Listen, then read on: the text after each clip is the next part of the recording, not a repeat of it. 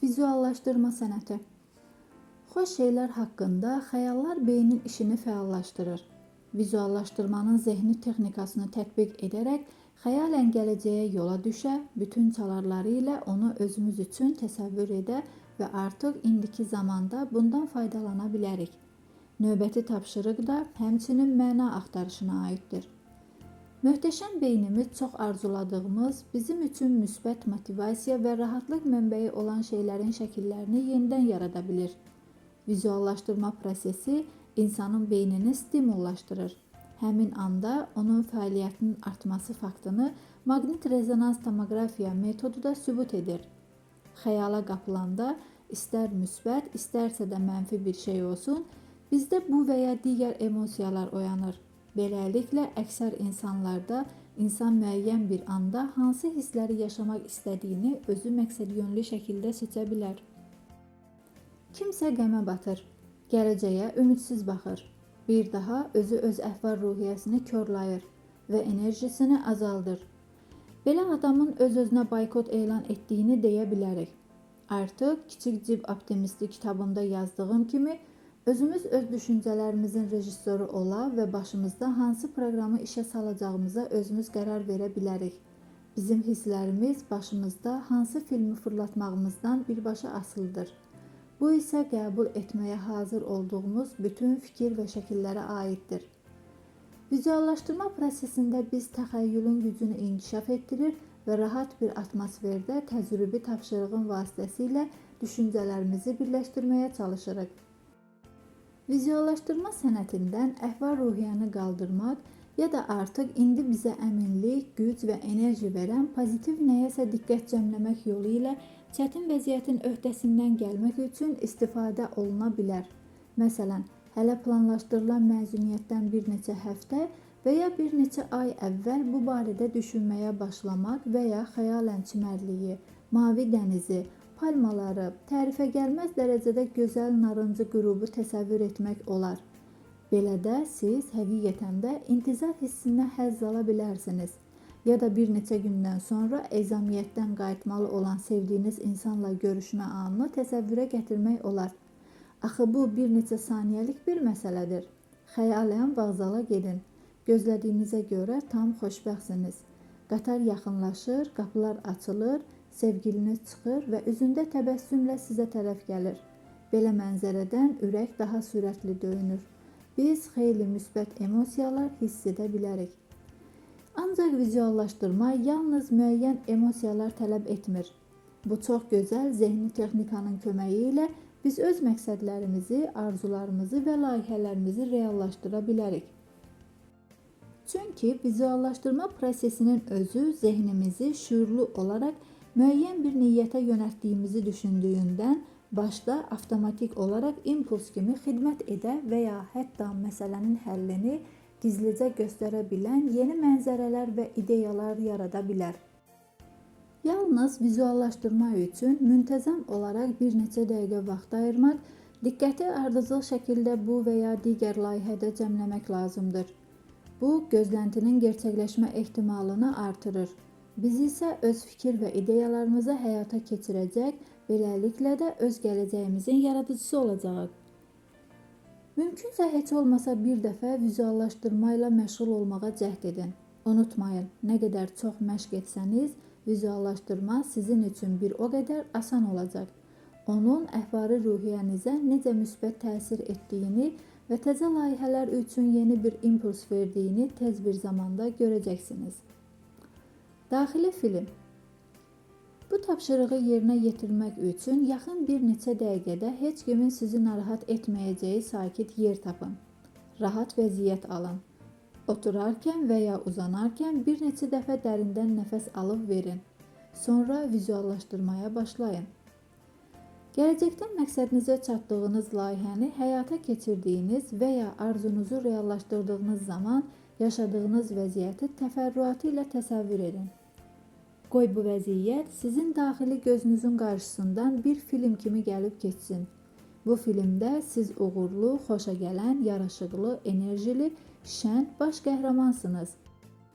Həmçinin rəngləri, səsləri və ətirləri təsəvvür edin. Qoy onlar cana gəlsin. Unutmayın, siz rejissorsunuz. Təsvirləri yaxınlaşdıra və ya uzaqlaşdıra, filmi real zaman rejimində və ya yavaş tempdə oynaya bilərsiniz. İstəyirsinizsə pauzanı basa və doyunca baxana qədər eyni səhnədə qala bilərsiniz. Baş verən hər şey sizin əlinizdədir və siz öz fantaziyalarınızda azadsınız. Özünüzə qulaq asın. Arzunuz həyata keçdiyi üçün nə hiss edirsiniz? Sevinç, daxili məmnunluq, dinclik. Özünüzlə fəxr edirsinizmi? Bəlkə də vücudunuzun necə rahatlaşdığını hiss edəcəksiniz. Ya da əksinə, sizə bol enerji, motivasiya gələcək, yenilənmiş bir güclə başqa nəyəsə girişmək istəyəcəksiniz.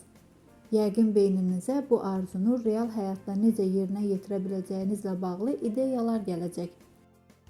Vizuallaşdırmanın köməyi ilə növbəti macəranızı, məsələn, spada istirahəti və ya çadır götürüb meşəyə getməyi təsəvvür edə bilərsiniz. Dostlarınız və ya sevdiyiniz adamlarla görüşüb parlaq boyalarla canlandıra, həmçinin həyata keçirmək istədiyiniz hər hansı bir layihə barədə düşünə bilərsiniz. Yeganə şərt budur. Məmnuniyyətlə etdiyiniz və sizə müsbət emosiyalar verən bir şey olmalıdır.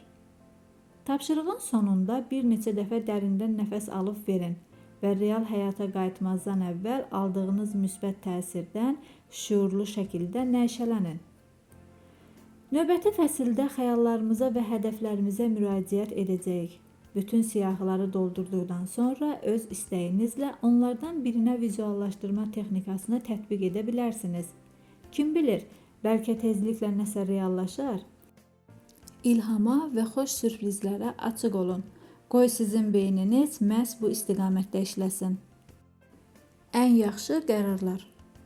Tapşırıqların bu bloku artıq həyata keçirdiyiniz layihələrə həsr edilib.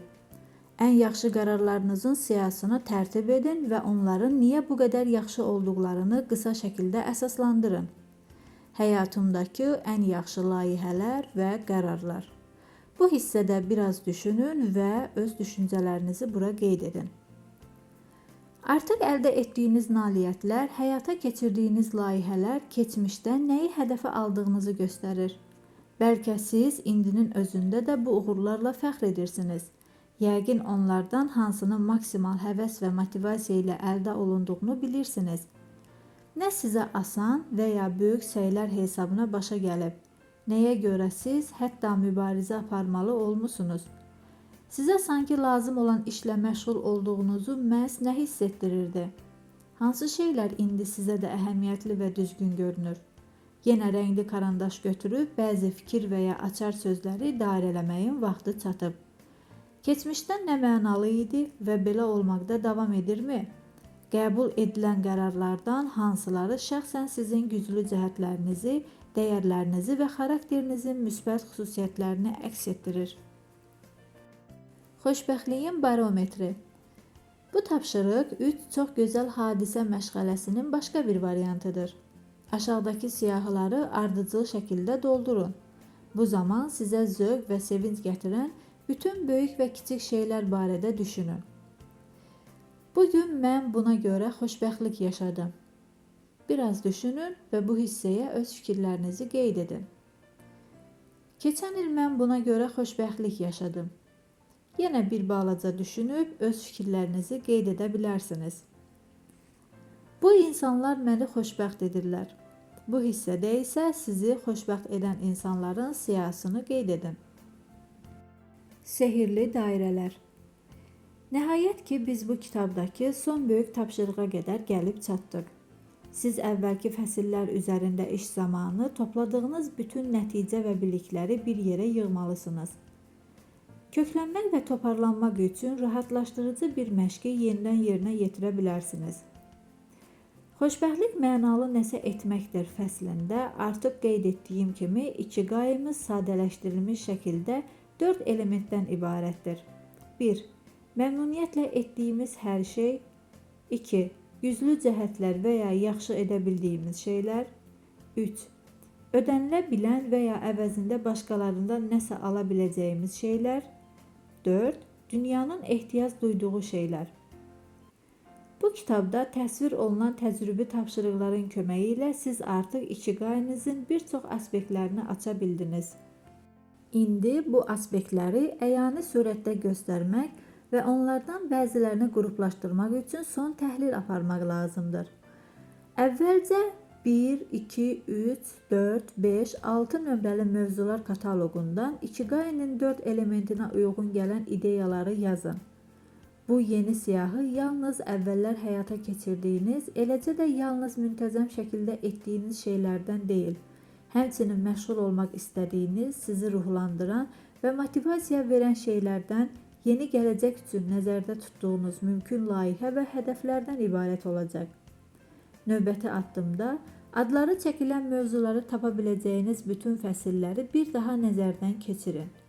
Rəngli karandaşla fərqləndirilmiş yerlərə və xüsusən də 1-dən 6 qədər olan mövzular kataloqlarında rast gəlinməyən sözlərə diqqət yetirərək digər siyahıları yenidən oxuyun.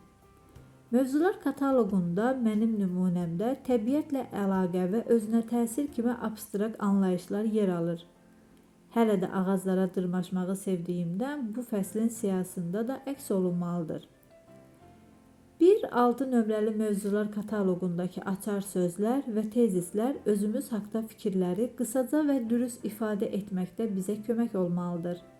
Biz bizi cəlb edən, ruhlandıran, həvəsləndirən və mənəvi cəhətdən qidalandıran şeylər haqqında kompleks məlumat ala bilərik. Ancaq siyahıda aşağıdakı sualların cavabları, həmçinin bizim üçün vacib olan dəqiq şeylər və məşğuliyyətlər də öz əksini tapmalıdır. Bununla belə siz növbəti suallara öz əvvəlki siyahılarınıza baxıb oradan nəsə götürmədən, necə deyərlər, təzə başla, təzədən cavab verə bilərsiniz. Bu da ikiqay axtarışı üçün tamamilə mümkün variantdır. Çox güman ürəyinizi daha da sürətli döyünməyə məcbur edən səbəb haqqında artıq kifayət qədər aydın təsəvvürə maliksiniz. Belə olan halda həyatınızda vacib hesab etdiyiniz şeyləri yazın. Amma yenə də əhəmiyyətli olan heç nəyi unutmadığınızı əmin olmaq üçün əvvəlki fəsildəki qeydlərə baxın. Bununla məmnuniyyətlə məşğul oluram. Bu mənə ilham verir. Yenə biraz vaxt ayırın və bu hissəyə öz düşüncələrinizi qeyd edin. Çox yaxşı. İndi də sizin güclü cəhətlərinizə nəzər salaq. Bunun üçün əvvəlcə müsbət keyfiyyətlərin və güclü cəhətlərin nümunələri siyahısından nəticələri ayırmaq lazımdır. Sonra həmçinin sizin ən yaxşı layihələrinizin və qərarlarınızın siyahısından istifadə etmək olar. Bundan əlavə şəxsiyyətinizin əvvəllər bilmədiyiniz digər güclü cəhətlərini də müəyyən edə bilərsiniz. Bunda sizə elə indicə tərtib etdiyiniz, məmnuniyyətlə məşğul olduğunuz işlərin siyahısı kömək edəcək. Axı çox vaxt söhbət yalnız bizi sevindirən və ilhamlandıran şeylərdən deyil, həm də bizim nəyi yaxşı bacardığımızdan ya da nəyəsə heç olmasa hansısa meylimizin olmasından gedir. Bir qayda olaraq bunlar bizim şəxsi meyllərimizə uyğundur və əgər əlbəttə özümüzə qulaq asa biliriksə, güclü keyfiyyətlərimizə əlavə olunur. Siyahılarımıza baxaraq bu qaydanın tətbiq edilmədiyi gözdən yayınan şeyləri az zamanda aşkarlaya bilərsiniz. Şəxsiyyətinizin əvvəllər qeyd etmədiyiniz bütün potensial güclü cəhətlərini aşağıda verilən siyahıya daxil edin. Bunu yaxşı bacarıram. Mənim güclü cəhətlərim bunlardır. Bu hissədə öz düşüncələrinizi qeyd edin. Sonra üçüncü böyük mövzuya, yəni məhz mükafat və ya qonorarlara keçirik. Sizə nə vaxtsa nəyəsə görəsə pul ödənibsə və ya ödənə bilərsə, siyahını tərtib edin. Başınıza gələn istənilən şey ola bilər. Ancaq əvvəlki iki siyahını sevdiyiniz məşğuliyyətlərin və güclü cəhətlərinizin siyahısını nəzərə alın. Siz vaxtilə əvəzini və ya mükafat ala biləcəyiniz işlərinizi mümkün qədər dəqiq təsvir edin. Siyahıya əvvəlki peşə təcrübəniz, həmçinin hətta hal-hazırda icra etməyiniz üçün bütün bacarıq və qabiliyyətlərinizin kifayət etmədiyi, amma sizin nöqteyi nəzərinizcə imkan olduğu istənilən başqa fəaliyyətlər də daxil edilə bilər. Siz məsələn otları yığmağı və onları hər cür yeməyə ədviyyat kimi qatmağı çox sevirsinizsə, ot yığmaq üçün gəzintiyə çıxmaq, sonra da kulinariya üzrə ustad dərsləri keçmək olar. Cəsarətli və yaxşı xizəkçisinizsə, bu hobbinizi inkişaf etdirə bilərsiniz. Müvafiq əlavə ixtisaslaşmadan sonra artıq tezliklə təlimatçı kimi işləyə bilərsiniz. Ekoloji təşkilatda könüllü olaraq çalışırsınızsa, sənəd verə və orada müəyyən şərtlər daxilində yarım tariflə də olsa işə düzələ bilərsiniz. Bu siyahını tərtib edərkən heç bir ideyanı kökündən baltalamayın. Nəyisə sizdən daha yaxşı bacara biləcək heç bir adam haqqında düşünməyin. Əksər sahələrdə sizinlə müqayisədə daha çox biliyə, təcrübəyə və xüsusi təhsilə müəyyən məsələləri asanlıqla həll etmək bacarığına malik kifayət qədər iddiaçı var. Ancaq çox vaxt bu əsas deyil.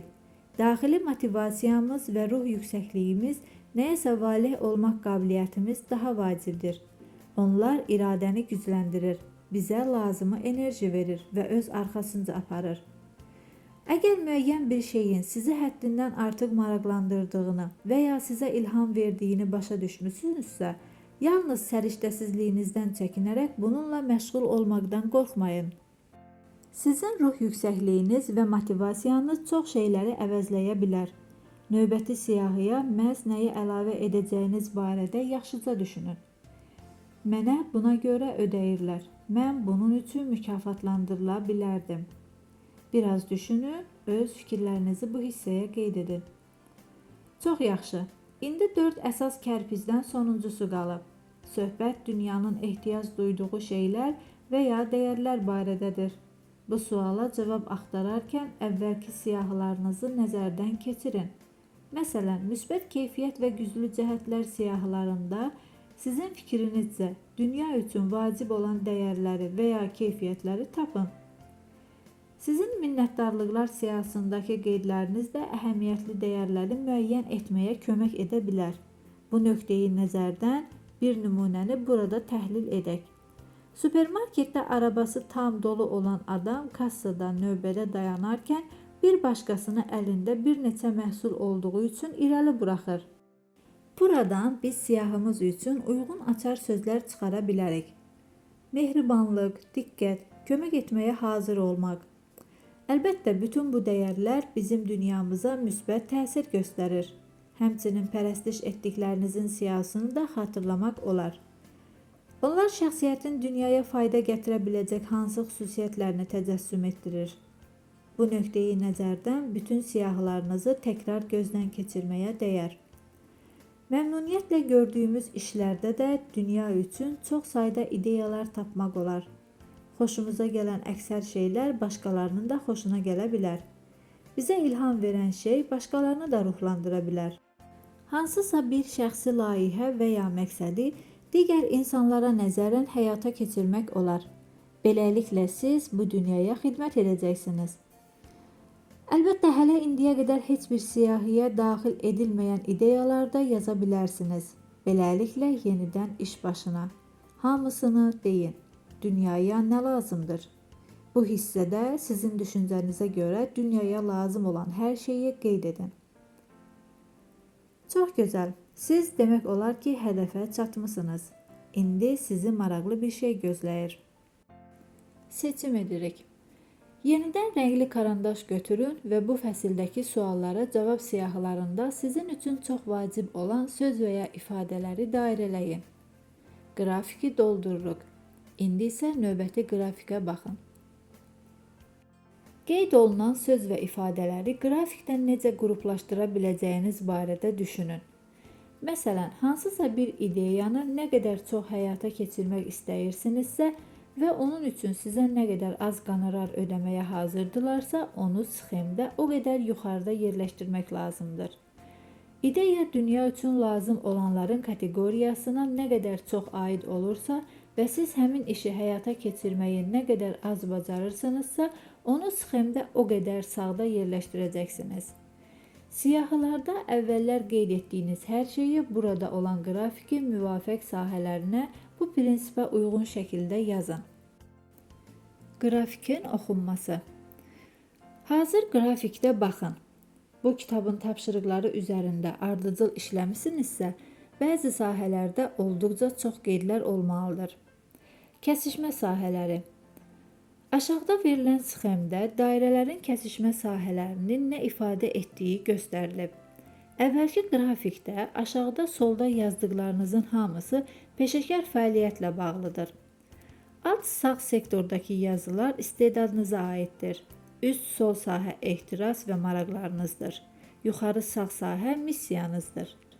Bəlkə də əvvəlki səhifədə qrafiki öyrənərək hamı ilə kəsişmə sahəsi üçün orta termini və ya əsas peşə fəaliyyətinizi, istedadınızı, həvəsinizi, həyatınızın ehtirasını və bu dünyadakı missiyanızı çox dəqiq şəkildə xarakterizə edən ifadəni tapa bilərsiniz. Əlbəttə, bunlar bir neçə qısa söz də ola bilər. Onları Ikigai kitabının sonunda yerləşən rəngli sxemə yazın. Çox yaxşı.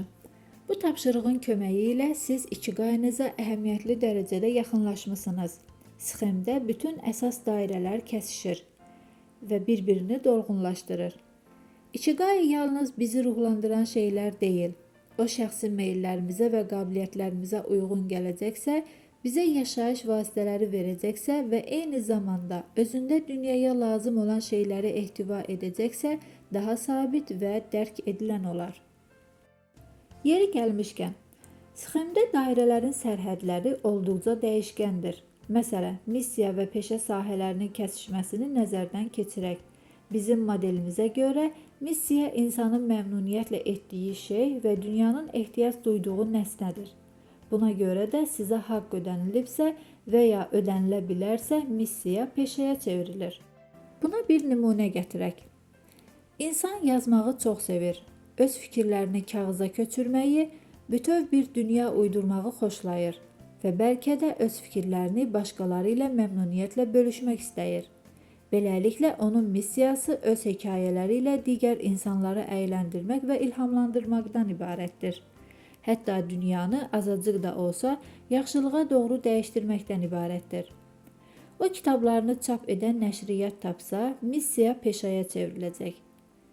Kitabları yaxşı satılarsa, o bundan pul qazana bilərsə daha gözəl olar. Fərz etmək olar ki, bu adam ümumiyyətlə heç bir nəşriyyat axtarmır. Yazmaq ona zövq verdiyinə görə bu işlə məşğul olur. Bəlkə də o öz hekayələrini özü çap edir və ya bloqda verir. Onları dünyaya bu şəkildə çatdırır.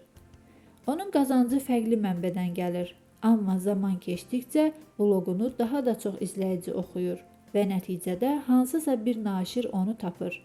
Bu da yazıcıya ədəbiyyatda özünü göstərmək üçün gözəl bir fürsət verir. Oxşar vəziyyət kiminsə əyləncə üçün çəkdiyi video çarxlara da aiddir. Kiminsə klipləri məşhurlaşır, internetdə çox bəyənilir və onları nə qədər çox adam izləyirsə, pul qazanmaq üçün bir o qədər çox imkan yaranır. Müxtəlif sferalardan olan bəzi aspektlər Ikigai'nin inkişafına büsbütün imkan yarada bilər. Amma siz sxemin mərkəzindəki kəsişmə sahəsinə çatdıqdan sonra bu suallara daha asanlıqla cavab verə bilərsiniz. Səhərlər niyə dururam? Mənim həyatımı dəyərli və lazımlı edən nədir? Ona məna verən nədir? Bəs sonra nə? Həyatın çətinliklərinin öhdəsindən gəlmək.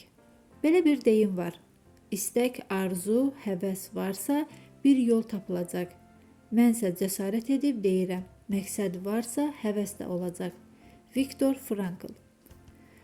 Çoxsaylı təlimatlar, bloqlar və seminarlar bizə hədəflərimizə gedən yolda necə daha ardıcıl olacağımızı, vaxtımızı daha yaxşı idarə edəcəyimizi və qarşıdakı vəzifələrin həlli üçün motivasiyanı inkişaf etdirə biləcəyimizi göstərir. Onların bir çoxu şübhəsiz gündəlik həyatda mükəmməl tətbiq edilə bilən ideya və şəxsi layihələrin həyata keçirilməsində son dərəcə faydalı olan qiymətli məsləhətlər verir. Ancaq bizim üçün həyatda nəyin həqiqətən vacib olduğunu və həyatımıza məna verdiyini başa düşsək, necə sualı əhəmiyyətli olmayacaq. Əksinə, dərin bir his bizə hakim olacaq və bunu niyə etdiyimizi yavaşca bildirəcək. Biz bunu anlayan kimi niyə motivasiyanın artmasına səbəb olacaq? İkiqayımıza uyğun olan nəsnəni həyata keçirməyə yönəlmiş ruh yüksəlişi və ya rahatlıq, coşqunluq və ya fəal fəaliyyətə həvəs hiss edəcəyik. Bu daxili motivasiya əsl enerji atəşfəşanlığına səbəb ola bilər. Bu da bizi konveyer üsulu vəziyyətinə gətirəcək. İndiyə qədər hədəflərə nail olmaqda bizə mane olan bir çox çətinliklər birdən-birə öz-özünə yox olacaq. Başqa çətinliklərin öhdəsindən gələ biləcəyik. Çünki daxili stimul bizi səmərəli planlar hazırlamağa təşviq edəcək. Ən əsası seçilmiş yoldan sapmamaqdır. Gözlənilmədən əsas məqsədləri yerbəyer etmək və bununla da ehtimal ki, əvvəllər sizə səmərəli hərəkət etməkdə mane olan ən böyük maneələrdən birinin vaxt məhdudiyyətinin öhdəsindən gəlmək daha asan olacaq. Bizim motivasiyamız yalnız həll yollarının axtarışında yaradıcılığa və dözümlülüyə səbəb olmur, həm də məqsədlərə çatmaqda israrlı olmağımıza kömək edir.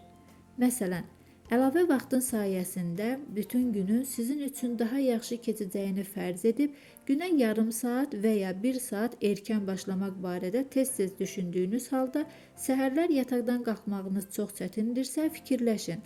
Əslində nə üçün durmalısınız? Bu sual sizi ikiqayınıza qaytaracaq. Bu bizə daxili əminlikdən hərəkət etməyə imkan verən, mənən böyüməyə və özünü inkişafa gətirib çıxaran şeyin əsas mahiyyəti, müəyyən bir əhəmiyyətidir.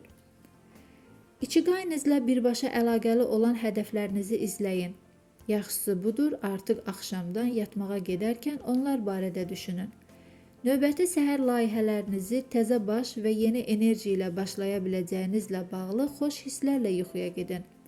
Öz həqiqi ikiqayınızı tapmısınızsa, yeni günə çox böyük ruh yüksəkliyi ilə və hələ istəsəniz, bəlkə də əvvəlkindən daha erkən başlamağınız elə də çətin olmayacaq. İkiqayı yaddan çıxarmasanız, qalan başqa məsələlərdə də daxili tənbəlliyinizin öhdəsindən daha asan gələ biləcəksiniz. Bu kitabı yazdığım müddət ərzində özüm hər axşam yatmazdan əvvəl bu fəaliyyətim nə qədər mənim şəxsi ikiqayımın bir hissəsi olduğu barədə düşünürəm. Müqəddimədə qeyd etdiyim kimi, ikiqay prinsipi onun barəsində ilk dəfə oxuduğum anda məndə böyük rəğbət yaratmışdı. Uzun müddət həyatın mənası və əhəmiyyəti ilə bağlı məsələlərlə məşğul olmuşam. Bu müddət ərzində həyatımın bir çox aspektlərini mənim üçün xüsusilə vacib olan şeyi araşdırmağa həmişə yer və vaxt olacaq şəkildə təşkil etmişəm. Şəxsən bu mövzunu maraqlı, cəlbedici və son dərəcə əhəmiyyətli hesab etdiyimdən bu prinsipi yazdığım kitab vasitəsilə başqalarına çatdırmaq mənim ikiqayımın bir hissəsidir. Bu kitabdakı tapşırıq və təcrübələrin digər insanlara öz ikiqaylarına yaxınlaşmaqda kömək edə biləcəyi faktı məni ruhlandırır, biraz da həvəsləndirir. Səhərlər adi haldan 1 saat əvvəl durur və artıq səhər yeməyində səbirsizliklə kitab üzərində işimi davam edəcəyimi gözləyirəm. Son bir neçə həftə ərzində mənim kabinetim işçi xaosun hökm sürdüyü əsl yaradıcılıq emalatxanasına çevrilib. Bir divardan xeyli ideyalar yazılan vərəqələr asılıb. Hər yerdə kitablar üst-üstə qalanıb. Çap olunub bitmiş və yarımçıq mətnlər böyük bir masanın üstünü zəbt edib. Yenidən işlənmək və əlavələr edilmək üçün növbə gözləyir. Onlar yalnız bundan sonra kitabda öz yerlərini tutacaq. Kompüterimsə təkrar yeni sərgüzəştlər axtarışına çıxdığım böyük bir oyun meydançasıdır. Çox vaxt telefon zənglərinə cavab vermir və elektron poçtumu yalnız hərdən bir yoxlayıram. Çünki axın kimi gələn fikirlərimdən yayınmaq istəmirəm. Mən hələ əslində üstündən xeyli keçmiş quruldayaraq fasilə etməli olduğumu xatırlanan qarnımın mədəmin siqnallarını dəfələrlə buraxdığımı demirəm. Bunu anlayanda digər kitablarımda verdiyim tövsiyələri xatırlayıram. Özümü qəlyanaltı və istirahət etmək üçün ara verməyə məcbur edirəm. Hərçənd bəzən nə eləsə çox məşğul olduğum zaman hərdən ac qalmaq mənim üçün elə də çətin deyil. Daxili impulsu hiss etmək, beynin necə işlədiyini və çoxsaylı fikirlərin doğulduğunu qavramaq, kompüterin ekranında açılmış sənəddə mətnin necə peyda olduğunu görmək, bütün bunlar böyük məmnunluq verir. gerçəkliyi məna ilə doldurur. Bir çoxlarında olduğu kimi mənim yolumda duran və işimə mane ola biləcək əngəllər həqiqətən öz-özünə yox olur. İkiqaynizm müxtəlif aspektlərini həyata keçirərkən bunu niyə və nə üçün etdiyinizi, bunun həyatınıza nə qədər məna verdiyini düşünün. Onda həm motivasiya üçün özünüz tərəfindən yaranan çətinlikləri, həm də artıq kənardan yolunuza qoyulan əngəlləri dəf etmək sizə daha asan olacaq. Bu kitabı oxuyub bitirmisinizsə, maraqlı və çox səmərəli səfərin sonuna gəlib çatmısınız. Şəxsi ikiqaynizm bir çox aspektini diqqətlə araşdırıb öyrənmisiniz və ola bilsin, hətta istisnasız olaraq digər insanların fikir və ideyalarına söykənən, amma sizin prinsiplərə tamamilə uyğun olmayan bəzi xəyali hədəfləri müəyyənləşdirib tanıya bilmisiniz. Sizi diqqətli qalmağa və özünüzə qulaq asmağı davam etdirməyə çağırıram. Həyat bəzən dəyişir. Biz özümüz də daim inkişafda oluruq. Öz ikiqayisi ilə əlaqəsi güclü olan adam, onu reallaşdırmağı mümkünləşdirən həyat şəraitini təmin etmək və əgər lazım gələrsə, həyatı özünə uyğunlaşdırmaq üçün əlindən gələn hər şeyi edəcək. Özünüz özünüzlə bu daxili əlaqəni davam etdirin. Ayıq-sayıq olun və hər səhər niyə durduğunuzu bilməyin, biz insanlar üçün nə qədər həyati əhəmiyyət daşıdığını heç vaxt unutmayın. Səfər davam edir. Sizə bu yolda ruh yüksəkliyi və bol-bol sevinc arzulayıram. İkiqayi təcrübəsi. Qısa icmal. Xəyal üçün vaxt. Xəyallarınız haqqında düşünməyə vaxt ayırın. Hansı xəyallar sizin üçün vacibdir? Nəyi reallaşdırmaq istəyərdiniz? Həyatınızda yalnız onların yerini görmədiyinizə görə hansı səmimi istək və məqsədləri özünüzdən kənarlaşdırır, təxirə salır və ya onları, necə deyərlər, bir qutuya qoyub uzun müddət gizlədirsiniz? Bugün hansı məşğuliyyətlərin ikiqaynıza uyğun gəldiyi və şəxsi məqsədlərinizin nə olduğu barədə fikirləşin. Həmişə fəal olun. Əqli və ya fiziki təqaüdə çıxmayın. Ruh yüksəkliyini və bununla öz ikiqaynızı saxlayın. Öz qayğınıza qalın. Sərbəst nəfəs alın, düzgün qidalanın, daha çox hərəkət edin. Kifayət qədər yatın, təbiətdən güc alın. Bütün bunlar öz qayğınıza qalmağın bir hissəsidir. Əsəbi gərginlikdən qaçın. Tələskənlik bir də əsəb, bədən, ağıl və ruh üçün zəhərdir.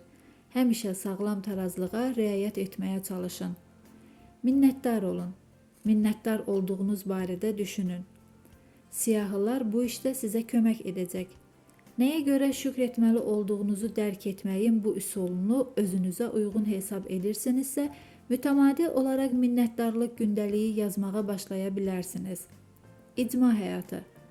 Dostlarla ünsiyyət qurun. Birlik hissini inkişaf etdirin. Bir-birinizi dəstəkləyin. Bunlar ikiqayinin ən əhəmiyyətli tərkib hissələridir.